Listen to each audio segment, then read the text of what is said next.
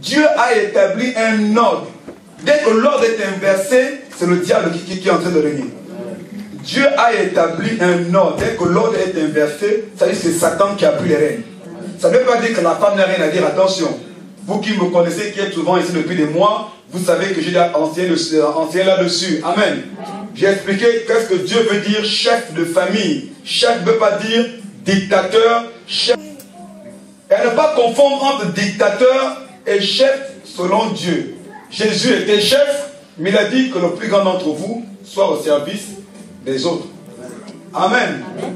Et j'ai expliqué, c'est une parenthèse un peu, parce que quand j'ai dit ce que j'ai dit à l'heure, il y en a qui commencent à penser, à avoir des pensées négatives, noires dans le cœur. J'ai expliqué aussi que le chef a besoin de la femme, parce que la Bible déclare que l'homme qui est le chef, celui qui porte la vision, il porte un projet divin. Alléluia. Et la Bible déclare que, faute de conseiller, des projets échouent. Donc l'homme a forcément besoin du conseil de la femme. Amen. Ok, je m'arrête là. Vous comprenez un peu comment j'équilibre les choses. Ça ne veut pas dire que la femme n'a rien à dire. Mais c'est juste qu'il y a une attitude. Amen. Quand on parle d'obéissance et de soumission, il n'y a pas que dans les gestes, mais aussi pas que dans les actes, mais dans l'attitude. Et cette sœur, elle ne laissait pas le frère placer un mot. Dès que je posais une question sur le projet du Matus, comment elle allait être faite, c'est elle qui décidait tout. Le frère ne pouvait rien dire. Et je m'étais rendu compte par l'Esprit de Dieu que elle venait d'une culture où elle avait un esprit dominateur et lui, il avait un esprit qui était appelé à subir. Donc il avait besoin en fait de double délivrance en réalité. Parce que lui, il était programmé pour accepter ça. Pour lui, c'était ça le couple. Parce que, il s'était connu depuis le monde, c'est elle qui décide tout, lui n'a rien à dire. Amen. Et en plus, elle le disait avec un air sévère. Ah, non. Oh, même pas de douceur, non. S'il te plaît, tu vois, il y en a au moins qui imposent avec la douceur. Mais c'était sans douceur. Alléluia. Vous savez qu'il y a des gens qui imposent un peu avec douceur stratégiquement. Mais la soeur, c'était sans douceur. Tu sentais que c'était l'armée. Brut. J'ai dit non, là il y a un mauvais esprit qui est là. On a parlé un peu, bout de 15, j'ai dit stop. J'ai dit arrête. J'ai mis les points. C'est-à-dire que je suis allé directement au point le plus sensible même. Les autres points qu'on avait abordés, j'ai mis ça après. J'ai dit ça, il faut d'abord régler ça. Sinon, on n'avance pas. Alléluia. Amen. C'est pourquoi je parle de ça ce matin. Écoutez, sœur, on ne va pas au mariage pour aller venger les blessures de nos mères. Amen. Tu ne vas pas te marier pour venger les blessures de ta mère. Comme papa a malmené ma mère, papa a fait ça à ma mère, j'étais là, j'ai vu ça, on a souffert. En tout cas, l'homme que je vais épouser, c'est que tu n'es pas prêt pour te marier. Parce qu'il y en a qui se marient pour aller venger les blessures de sa mère. Ou parce que tu as développé une vengeance une haine contre ton père qui a fait du mal à ta mère. Comme tu étais petite, tu dis bon, lui je ne pouvais rien lui faire. Il était grand, costaud, j'avais 8, 9 ans, 10 ans. Mais celui que moi je vais avoir pour moi là, lui il va subir. Puisque lui va être pour moi, je serai déjà grande là. Lui là, et beaucoup de femmes se marient comme ça, avec de telles mentalités. Voilà pourquoi il ne faut pas adhérer au mouvement comme le mouvement des féministes. C'est satanique. Amen. Tout ça, c'est les esprits démoniaques qui sont derrière. Alléluia. Parce que tous les femmes, regardez même comment elles s'exposent. Où est Dieu là-dedans, cette affaire-là? Alléluia. Faites attention. Vous savez, Dieu me dit qu'il y a des gens ici qui ont de telles mentalités. Voilà pourquoi, merci Seigneur. Il y a des sœurs, vous avez des mentalités dans ce que je suis en train de dire, vous reconnaissez. Dites à quelqu'un, sors dans ça. Quitte dans ça même. Quitte dans ça. Jésus n'est pas dedans. Jésus n'est pas dans telle mentalité. Quitte dans ça. Jésus n'est pas dedans. Amen. Le mariage, ce n'est pas un bras de fer. C'est une association pour aller dans le même sens. Amen. Le mariage, ce n'est pas le bras de la femme et le bras de l'homme, allez, qui va dominer. Allez, on va à gauche. Non, ce n'est pas un bras de fer. Vous allez vous compléter, vous marchez ensemble. Amen. Vous vous complétez et vous dialoguez vous devez vous dialoguer ensemble. Vous tirez la barque dans le même sens. À droite, ok, tu es d'accord, on va à droite. Oui, pourquoi tu veux qu'on aille à droite?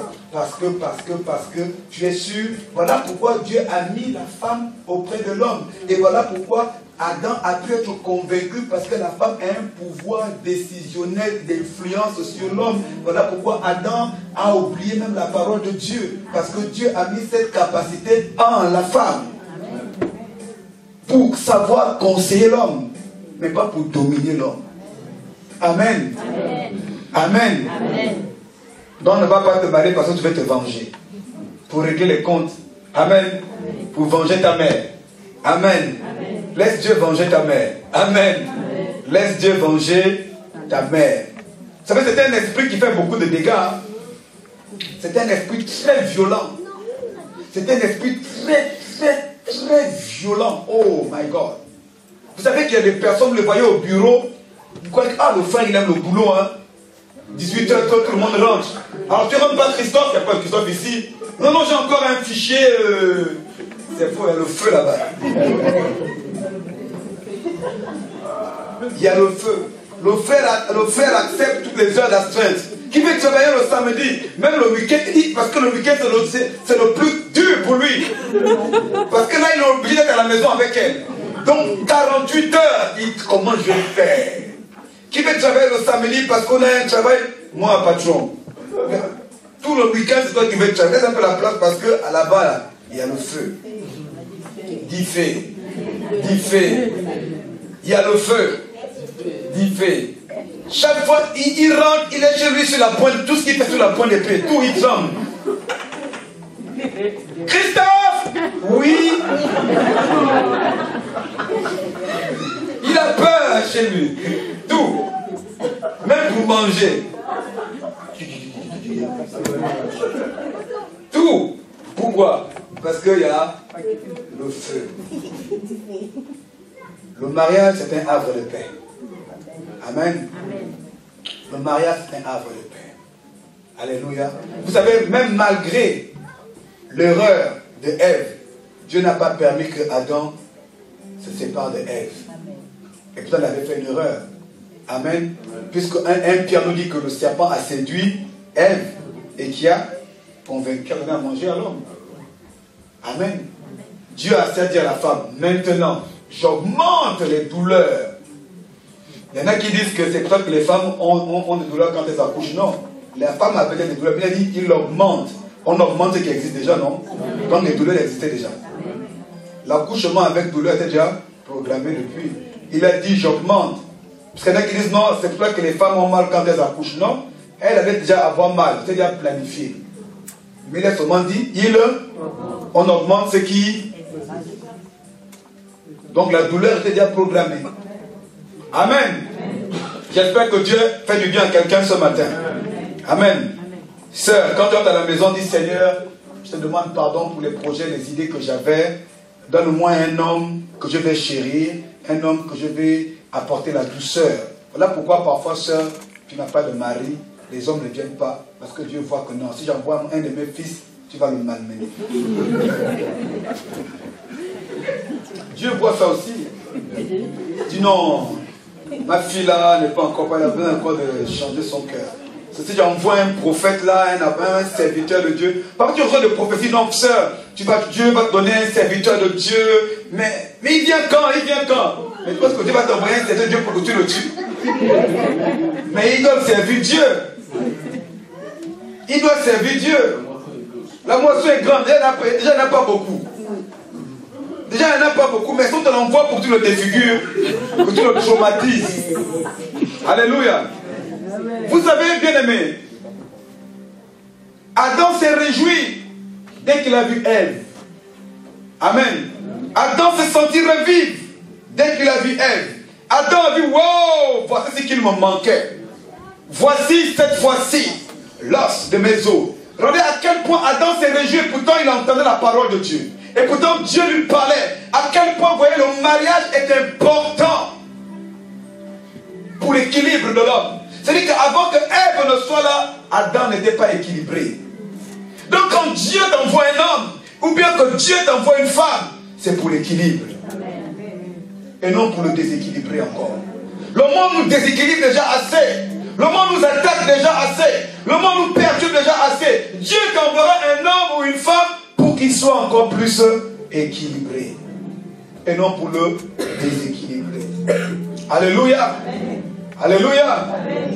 Le mariage est un des principes les plus importants de la parole de Dieu. Ne vous amusez pas avec ça. Voilà pourquoi faites attention aux prophéties sur le mariage. Alléluia. Toute prophétie sur le mariage doit être bien sondée. Amen. Toute révélation sur le mariage, il faut d'abord bien la sonder. Amen. La Bible dit n'apportez pas foi à tout esprit, éprouvez-les. Car le mariage est un engagement long terme. Ta vie en dépend. Ta santé en dépend. Ta paix en dépend. Ta équilibre en dépend. Tes finances même en dépendent. Et le plus important, ton ministère en dépend.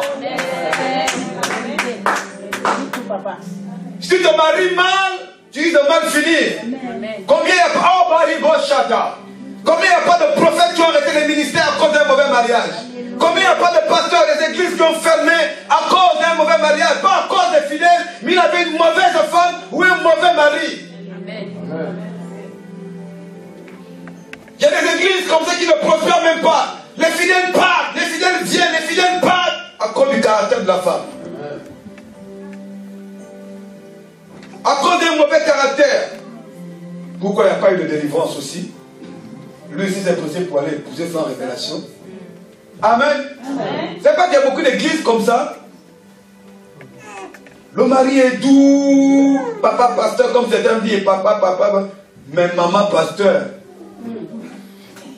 Maman terroriste. Amen. Or, c'est la femme qui doit, tu vois, elle a l'œil ouvert. Amen. Parce que l'homme est moins vigilant que la femme par essence. Amen. L'homme est moins vigilant que la femme. Ça, c'est une réalité. La femme, elle a l'œil ouvert. Amen. Elle a plus de vigilance. Amen. Ce que nous, les hommes, nous ne voient pas, les femmes le voient toujours avant nous. Alléluia. Voilà pourquoi la plupart des femmes ont des dons de révélation. Et en plus, c'est des intercesseuses. Amen. Parce qu'elles veillent quand le mari ne veille pas. Mais si au lieu, la Bible déclare que la femme sage bâtit ça, mais l'insensée la détruit, la renverse, la saccage. J'exagère, la saccage de ses propres mains. La saccage de ses propres mains. Vous voyez la responsabilité que vous avez? Est-ce qu'on est ensemble? Est-ce qu'on est ensemble ce matin? Acclamons pour Jésus-Christ.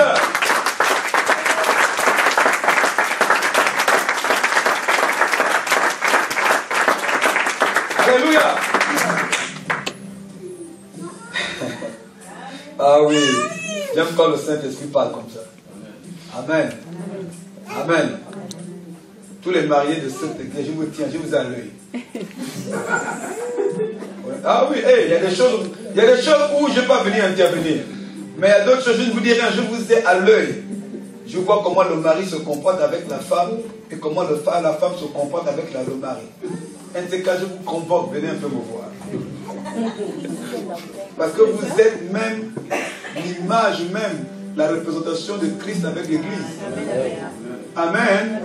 Le mariage, c'est la représentation de Christ et l'Église. Il ne faut pas jouer avec ça. Si vous vous comportez mal, vous allez vous gaspiller l'honneur de Dieu.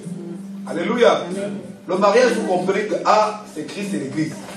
Marie, aimez vos femmes comme Christ a aimé l'Église et comme il s'est sacrifié, donné sa vie pour elle.